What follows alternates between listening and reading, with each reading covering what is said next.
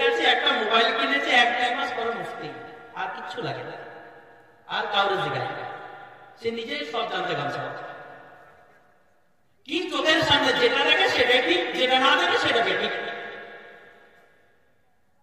আমি ওই সমস্ত যুবক ভাইদের আগে বলি যারা বাহ্যিক দিক দিয়ে বিচার করে বা কোরআন হাদিসের জন্য রিসার্চের প্রয়োজন দরকার হয় না, একটা মোবাইল থাকলেই সবকিছু বুঝে ফেলে, তারা যদি এই ট্রান্সলেট, এই তর্জমা দেখে তবে অবশ্যই তারা পথভ্রষ্ট গোমরা হবে।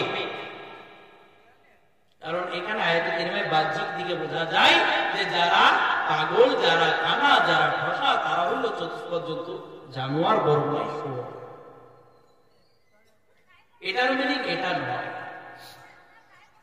কারণ আমরা কানাকে মহব্বতের নজরে দেখি না ভাই, দয়ার নজরে।